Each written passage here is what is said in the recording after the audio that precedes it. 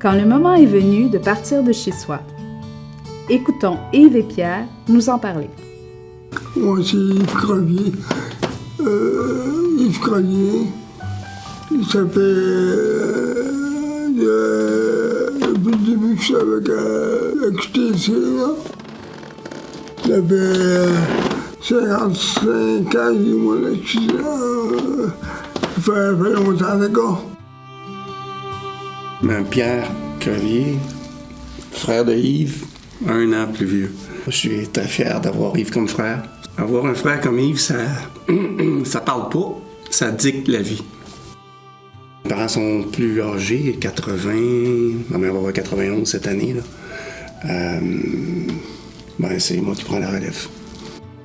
Qu'est-ce que tu aimes le plus dans le fait d'habiter dans un CHSLD maintenant? Oui, c'est ça.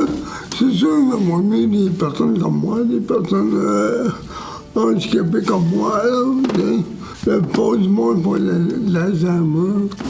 C'est pas vraiment ma place. Parce que c'est surtout des personnes en vie que là, tu sais, OK. Comme toi, Yves. Ouais. Il y en a des plus jeunes aussi. Yves il avait sa petite routine dans son appartement, mais il n'était pas sécurisé du tout. Fait qu'il tombait de multiples fois, plusieurs fois par jour.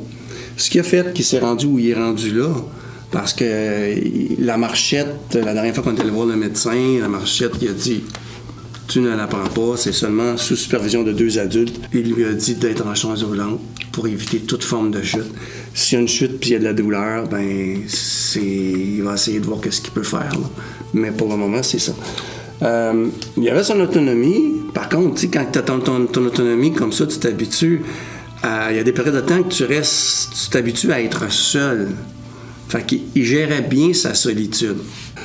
Là, a commencé, ce qui n'est pas facile, là, c'est de gérer ça, puis de voir. Puis là, t'as la travailleuse sociale de l'hôpital qui, elle a le mandat de sortir le plus vite possible. Puis t'as ta travailleuse sociale à Yves. Bon, Yves avait changé 5 fois de travailleuse sociale dans les 4 dernières années. Puis là, il venait d'arriver une nouvelle qui arrivait de France. Puis là, il vient de tomber à l'hôpital. Fait que là, c'est tout ça, là. Ils connaissent plus ou moins le système. Moi, je le connais pas du tout.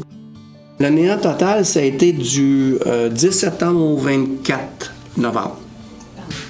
C'était très long. La seule place qu'on peut y trouver, c'est un CHSLD. C'est sûr que Yves, de passer de l'hôpital, aller au CHSLD, puis passer de sa vie autonome, puis aller au CHSLD, il y en a eu plein de changements. Puis ça prend du temps d'adaptation. Moi, je peux dire que c'est ce qu'il y avait besoin. Puis je suis plus que 100% content qu'il soit là.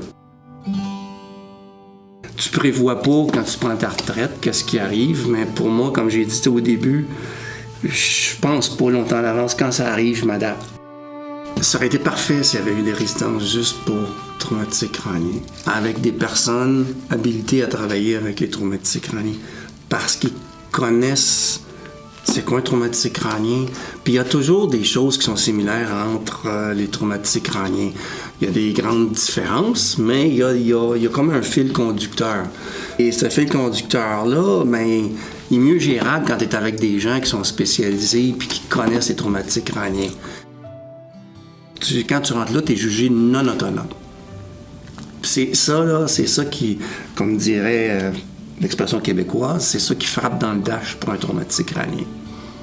Ça y a frappé dans le dash. Il n'arrive pas à l'exprimer comme il faut, là, mais c'est ça.